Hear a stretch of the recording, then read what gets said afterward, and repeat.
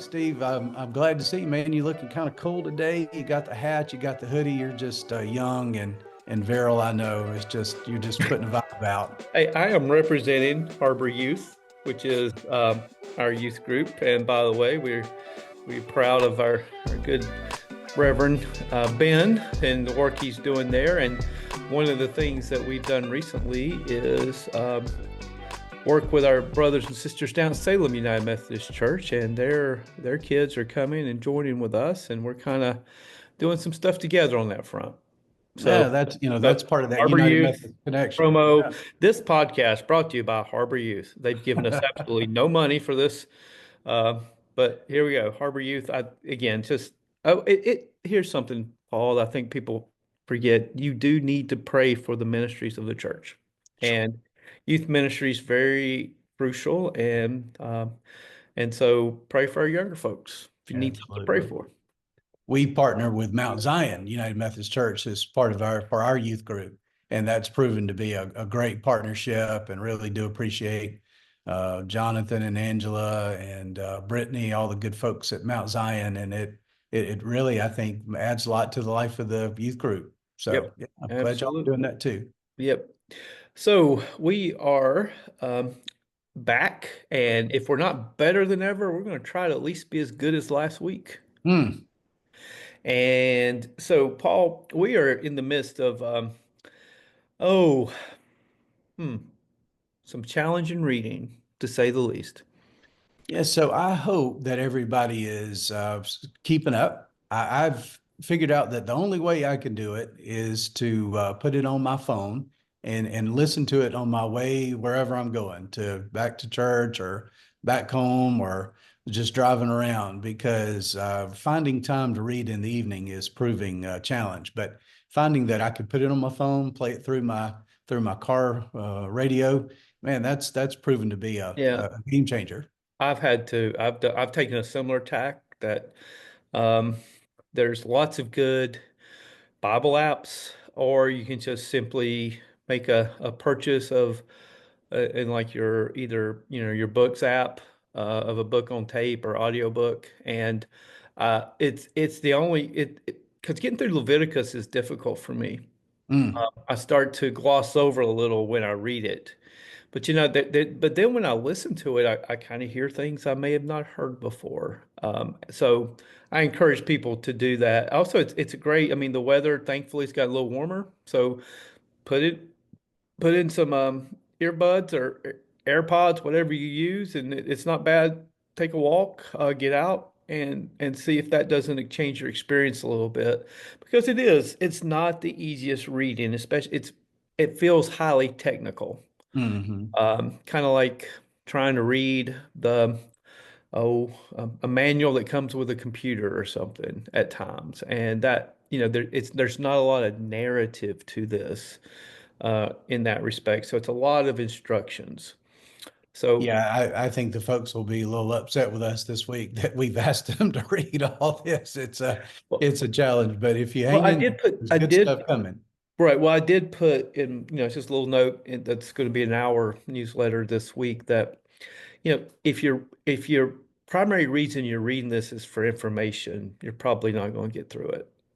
But if you take this on as a spiritual discipline and with the idea that you're inviting God into your heart, into your own space of your world, and do it as a discipline, you probably got a much better chance of getting through it and actually experiencing at least some level of transformation.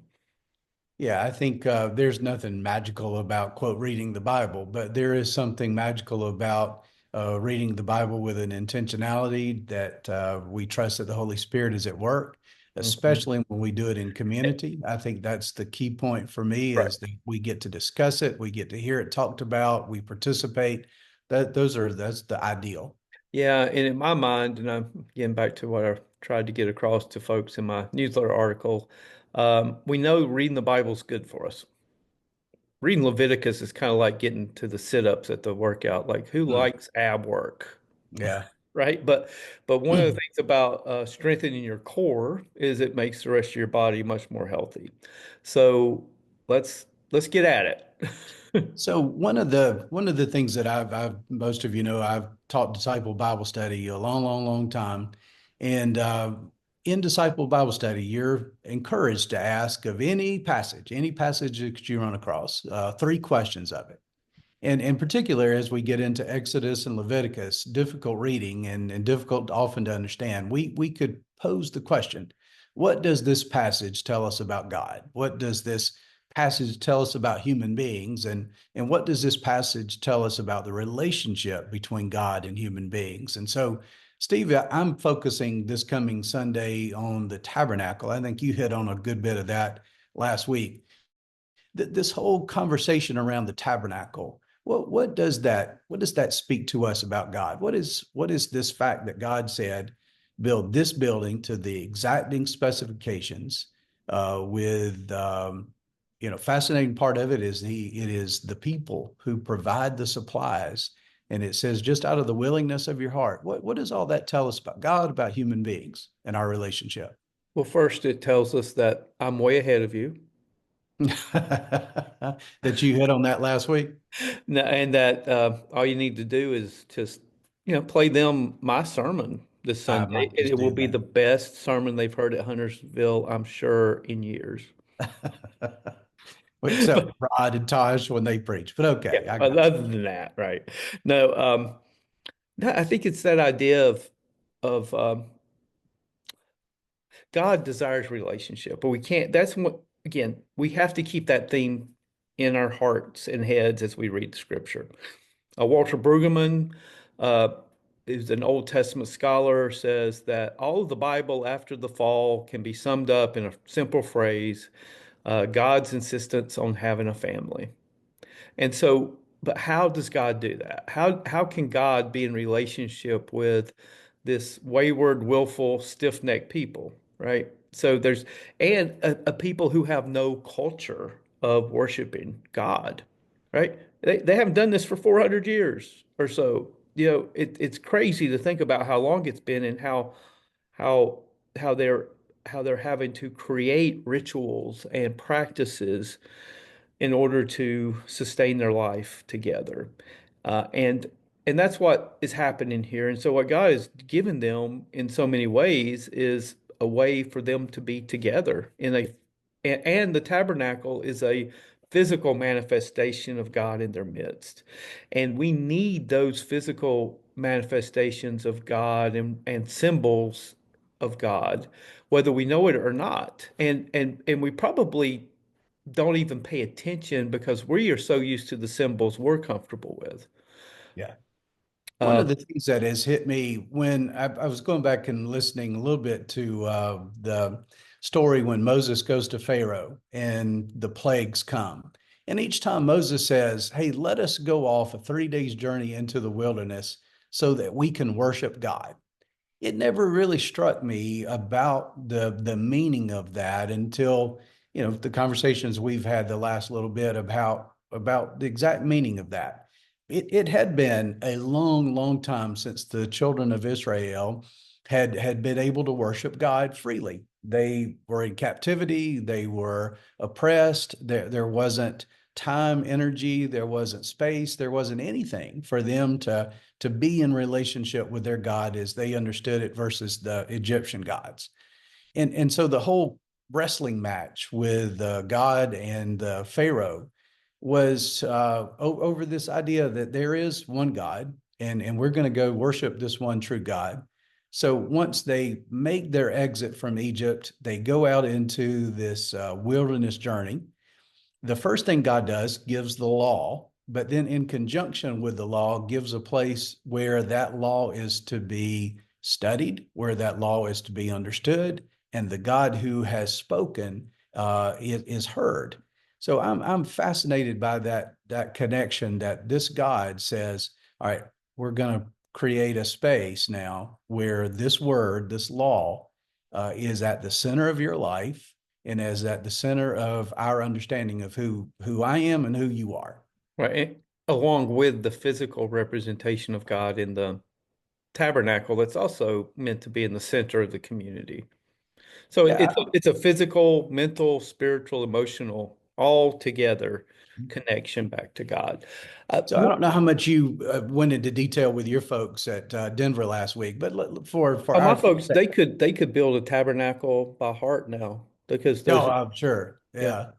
But it the heart of the center of the tabernacle is, and if you remember that from the movies, it was the Ark of the Covenant, Mm, and it was this box, and in the box was said to be the Ten Commandments, the stones mm, upon which Moses had written the 10 words, the Ten Commandments that he got from God, and it was contained within this area called the Holy of Holies.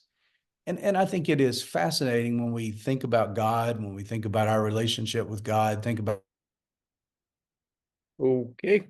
You've just froze up, Paul. in the fact that God gives us this space and says, build it and let's live in a relationship. But there's also that reminder, you don't come into this holy of holy place. You don't just come. I think about how that works out today for us. And Paul says in Romans, we can climb up in daddy's lap, call him Abba, call him Father. And I think that's a fascinating thing. But then we also hold that together that this is the God of the universe. Hmm. This is the God of all creation. This is the It, God who it is, breathes life into existence. It's a it is, fascinating dichotomy. yeah, well, I don't know if it's a dichotomy, but it's a both and, Both and. It's a both right? and. It's a better word. And that is it's a remarkable thing to see the innovation of God. Let me put it that way throughout the people of Israel into the person in Jesus Christ to, and again, always drawing closer, always coming towards us in ways that, I mean, and part of one of the things we looked at in a study last Wednesday night was how similar the tabernacle looked to some of the things the Egyptians did. Yeah. And It was their context. and it was a little off-putting for a few people because they're like, you mean the the Israelites copied what the Egyptians did? You're like, well, yeah, because that's all they, That's all they knew. and and and this God worked and gave them something that they were familiar with, right? So it's not completely out of nowhere. So that the regular, because we focus a lot on Moses and we focus a lot on Aaron and Miriam. We'll hear from Joshua occasionally in these stories. But we really don't get much from the common people. So for the common people, they needed touchstones. They needed, oh, yeah, that makes sense because yeah, I've seen something kind of like this before. And then the God of the universe says, but this is my specific place and my way of doing it. Yeah, I'm gonna work within your personal experience to expand your understanding. And that, again, some people get upset with that. I don't think it makes, to me though, it says, this is more true to how God works throughout all of creation is leveraging what we know already because and helping us build on it. Yeah, I always liken it to God trying to teach them nuclear fission. They wouldn't have had any context, wouldn't have understood that. That's something Right. happens later on. But Steve, one other area that I was fascinated in, and I'm brought this up earlier, but I really want to dive into it for just a minute. As Moses gives the instructions, this is what the tabernacle is to look like. He tells the people, I want you to go home and I want you to out of just the goodness of your heart. This is not a command. This is what I'm asking you to do. I want you to bring, and it's almost a checklist of the things that it's going to take to build this. Bring those to me if you have them. Fascinatingly enough, of course, they do, and the tabernacle is built. And at some point, Moses has to come back and say, "Look, all right, folks, we got enough. You got to stop bringing stuff in." So tell me what do you think? What does that say about human beings and our relationship with God? Hmm. It's interactive. It's not passive. And part of the idea of this tabernacle coming together and relying on returning to God the gifts God had given.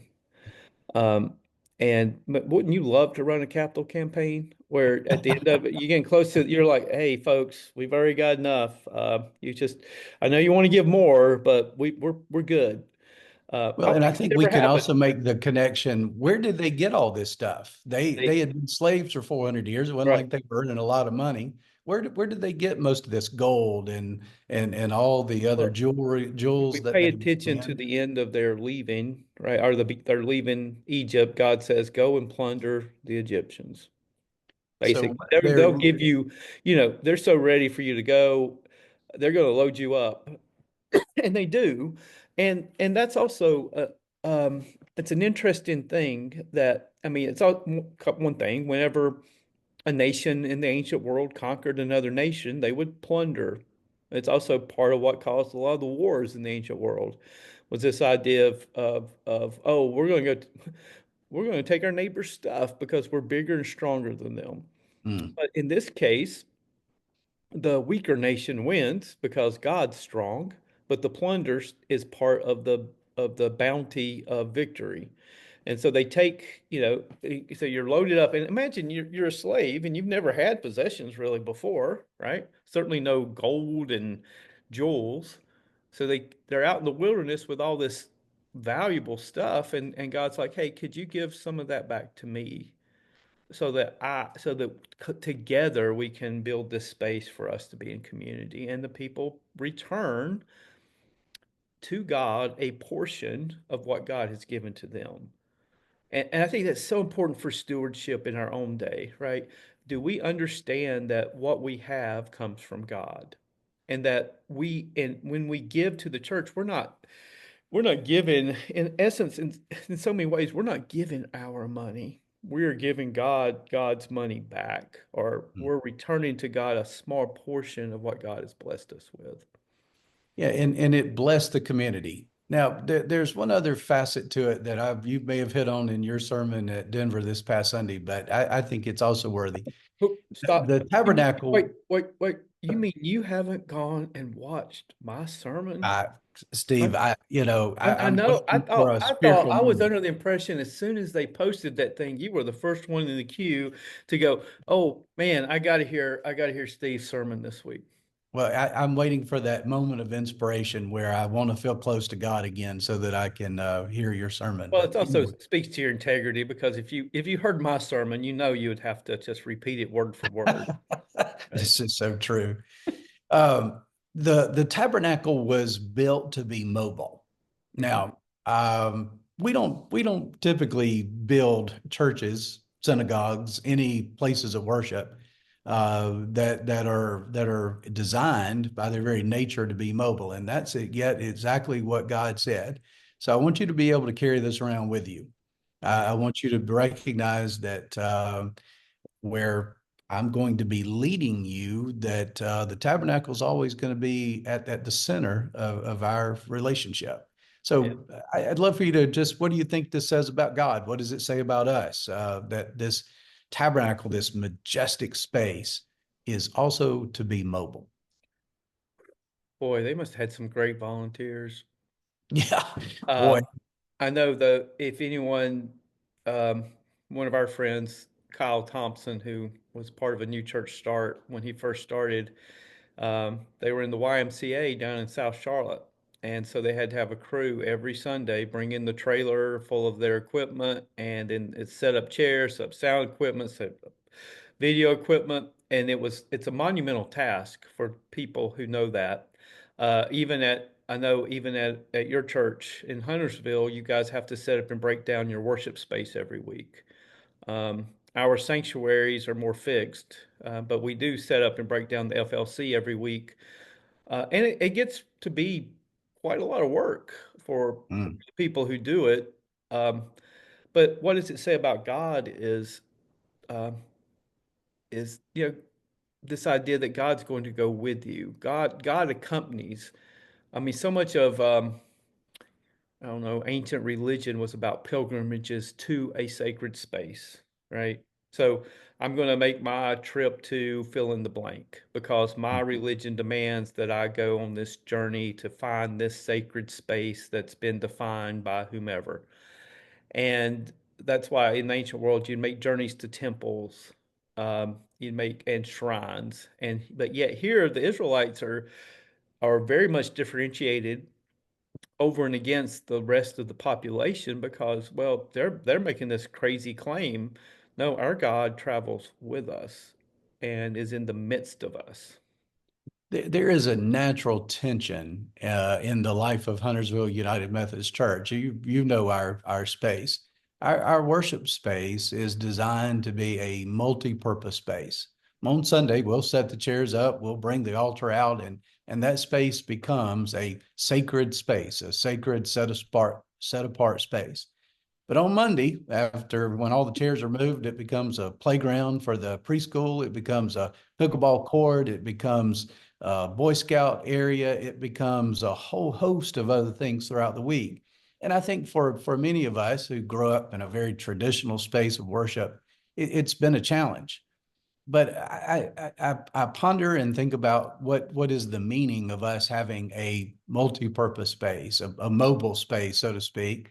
And what does that say about the sacredness of worship? What does that say about the sacredness of space? What does it say about God? And what does it say about the people of Huntersville United Methodist Church? I think it's a fascinating thing to ponder in modern day. Um, what's right? Do we set aside a space where we worship 1 hour a week and that's a good thing?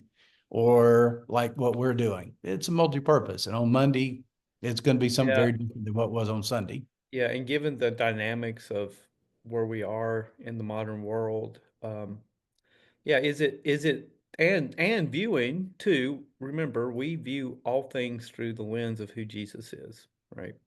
That we read all of the Old Testament through our understanding as Christians and the teachings of Jesus. And so when you come back and you're like, okay, Jesus, what would you like? What do you prefer?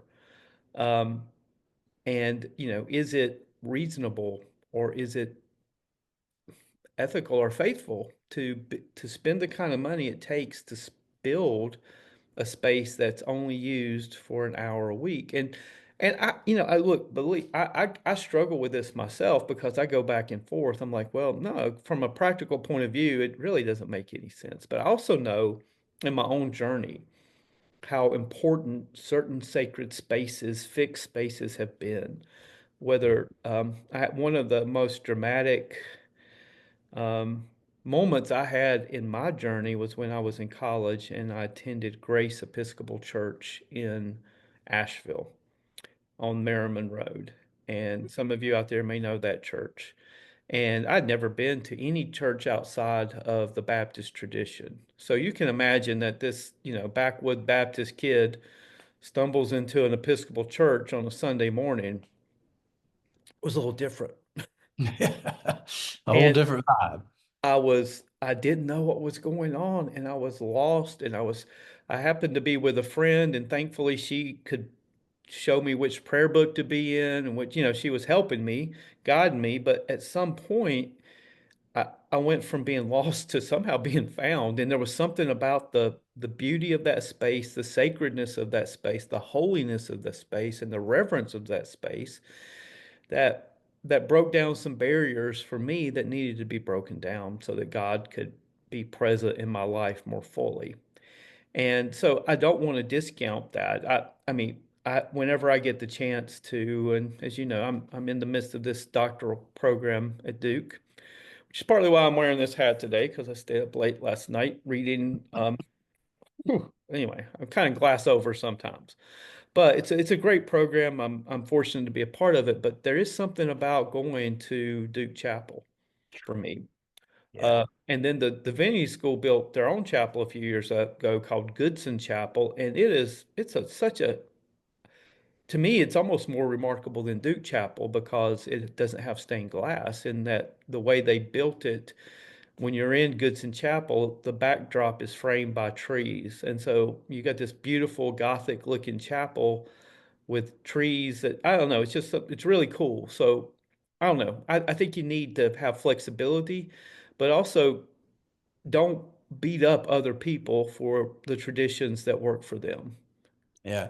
I think about how God is present, just as present in a little one room, wooden building somewhere in the country. God is just as present in a on a lake. God's everywhere, Well, and and, God and can be experienced everywhere. But well, for and most we of both us, we have, need some connection to God through yeah. space or something. Well, and we both have had remarkable moments of worship and experience at Stewart Auditorium at Lake Junaluska, where we gather for annual conferences, which is where all of our worship services are held. And that's not a great space. No, It's hot, it's dusty, it's old, uh, it's concrete retrofitted floors. with but yet when it is filled with the Spirit of God and people giving worship to God, it becomes a pretty incredible space. One of the things that my good friend Kevin Turner, shout out to Kevin Turner, who's one of the pastors and director of music up at Davidson United Methodist Church, always says, and is, the room always tends to win when it comes to Mm, worship. mm. And certain things have to be done to a space to help you facilitate worship. Um, but sometimes that room works for you and helping set the right tone. Sometimes it works against you. One of the struggles we have at Denver is we worship our 9 a.m. service in the Family Life Center. And that space was never really, it wasn't designed for worship. It was designed for basketball primarily. We do our best to make it work for worship, but it takes some, it just takes some doing. It's not a dedicated worship space, or I don't know. It's just, again, it's not designed, so you have to work against the room to get there. Um, so when you come to the tabernacle, I imagine all of that stuff, and it's complicated. Had Yeah. had one of the carpenters in our church when we're talking to me. He's like, "I'm glad I didn't get that job Yeah. because it's Steve, before we complicated." let the folks go today, I think a word about the book of Leviticus. They're both having already part, but going to get deep into the book of Leviticus. Man, talk about a difficult read. That starts to get folks, even dedicated folks, broken down. Where does the book of Leviticus come from? How does it fit into the Torah? Give us just a little background on Leviticus. So let's start with the name. It comes from the root word Levi, which is one of the tribes of Israel, The and priestly tribe. it's the tribe that is set aside to perform the priestly functions. This is the tribe of Moses and Aaron and Miriam, right? They're all Levites.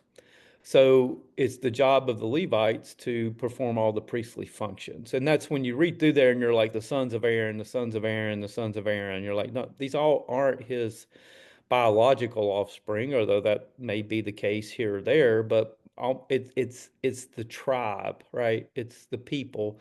So it's fascinating that you are born into the priestly role, which is something Jesus will certainly change, right? But the book of Leviticus then is basically um, a handbook for how to be a priest. So it was the Levites, they were the only ones who could actually move the tabernacle. You talk about a crew, they had to summon the human power to kind of tear down the tabernacle, carry it around on poles, and then reform it. But the whole book of Leviticus becomes, as you say, a manual about how they are to live. And I think that's really important because there's so many rules that just seem odd and strange, quite honest, in the book. What, why was it important for the Levites to particularly have this book? Well, I mean, it gives them direction, and it also it distinguishes them from the rest of the tribes, right? So one of the things that happens is the it is you and I, somehow, some way, God called us to ministry, and people still scratching their head about that one. But Amen to that. it's we're not, and hopefully you all know we've been your pastors collectively for a while, right? I mean, you've been at Hendersonville, what, you're 11? I'm in my 12th year. 12. Wow. I'm in year 9. You, these churches know us well enough to know there ain't nothing special about us. But yet somehow God chose to set us apart. So we are apart and set apart. Um, we're not different, but yet we have been asked or ordained and approved by the community to perform certain functions for the community.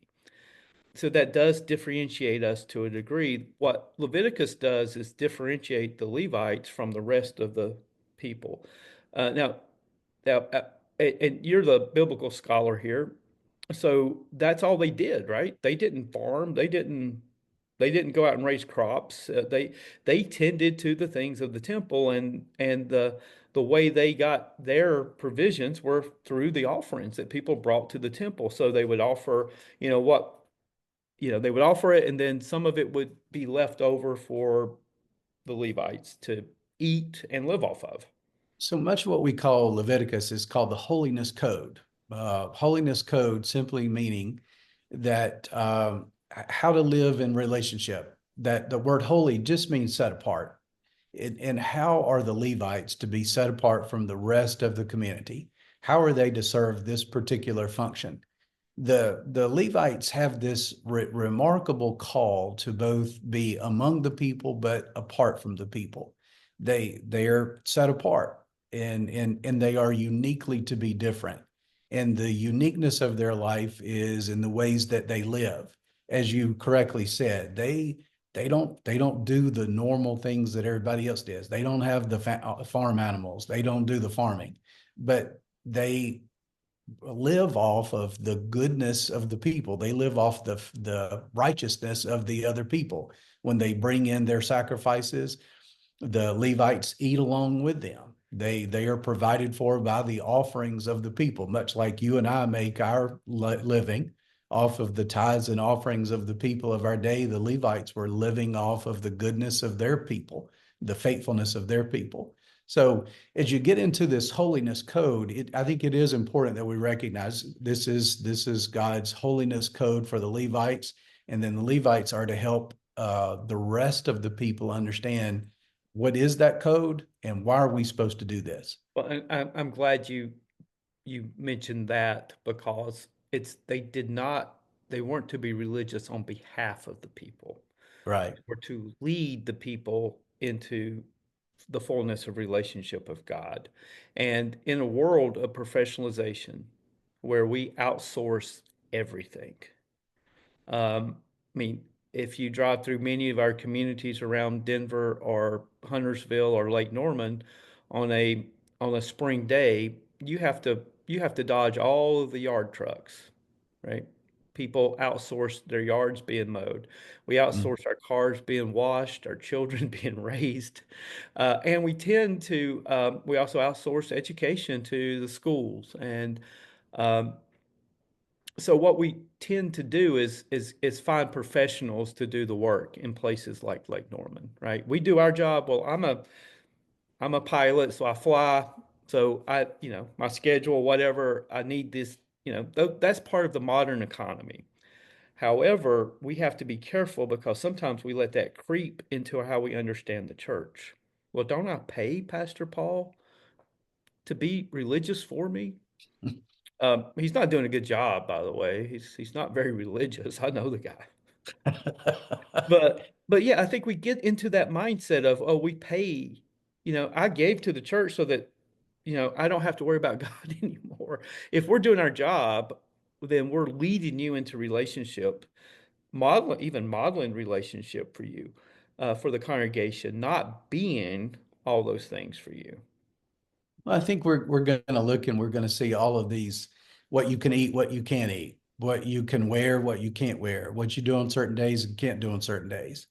And the tension that we have between, quote, this holiness code in the Old Testament and Jesus who comes in and what the New Testament says. If you're familiar with that part of the book of Acts in which there's a blanket that comes down with all of these unclean foods that would have been said, okay, from the holiness code, you can't eat all that. Peter looks at it. Peter, a good Jew, looks at that stuff on the blanket and says, I'm not eating any of that. I can't do that. That's not what that's not who I am. And the voice of God through the angel or the spirit, whatever, says, hey, take, eat, what all that I have made is clean. And so even we start to recognize that in this holiness code, we don't observe that holiness code in its entirety today for very good reason. That we have recognized that our relationship with God, it changed when Jesus came along. Jesus is our tabernacle. He is the space that we find God, but he's also our holiness code. And we've figured out through Jesus's own words that the whole concept of holiness code boils down to two very simple statements in Jesus's words. He says, you got to love God by loving your neighbor. And so really fascinating as we dive into this holiness code. Well, yeah, Don't start becoming an observant Jew through it. yeah, well, but the idea is, again, what's the mission that God has for Israel from the first time he called Abram was, I will make you a nation, a great nation, not just for your own sake, but for the sake of the world. Not only am I going to bless you, but I want you, but you need to, your job is to show the rest of creation who I am through who you are. And that's not just the Levites who do that. It's every practicing Jew in the Old Testament. And so when we come to where we are, we believe the reign of Christ is already started. It is and yet to be. So we're in this place where sometimes called the in-between times. We're God has begun the project, but we're in the middle of construction. So God will bring it to fullness. But in the meantime, we're called to do things. Yeah, we're called to represent God back to the world in a very similar way that the Jews were, in that we represent God back to the world, not that we have to live out by these particular idiosyncrasies of the law that make them distinctive. We should be distinctive. I think that, and that's one of our struggles is how do we do that? How do we engage culture without getting overwhelmed by culture or dominated by culture? How do we represent God without losing or watering down the witness? It can be really difficult at times. Yeah. So Peter, in one of his letters, the Apostle Peter, says that we're now the priesthood of believers, meaning anybody who's in Jesus Christ is a priest, one of those Levites, one of those people who are supposed to live in a relationship with God and be a light to the rest of the world. This is what it means to live in a relationship with God. So it's not just Steve and me who are the priests. We're all, And if we're you should be committed. grateful for that. Yeah, yeah. Well, We Steve, man, I'm glad we had a few minutes together today. Again, you look a lot better and smell a lot better on Zoom than you do in person. I'm glad I didn't have to get too close I to want to you ask you a today. question. Who showed Yeah, up at the last Zoom, or actually the last podcast recording coming straight from a workout? I don't yeah, think it was yeah. me. Yeah, I just wanted you to see how manly I was, and so that was what that was about. I hope Still that not worked. buying it. Still not buying it. Yeah, hey, it's one service at Huntersville this week. Unity service one Sunday, one service at 10 a.m. Don't forget. And at Denver, we have 9 and 11, and we will be having communion um, at both services. So looking forward to seeing everybody then. Thanks, folks, for joining us. We look forward to seeing you next time. Yeah, we really do appreciate you being a part of this journey. We hope this helps supplement the reading, encourages you to keep with it. And again, sometimes you have to eat your vegetables, and that might be Leviticus this week. So God bless y'all, and we look forward to seeing you next week.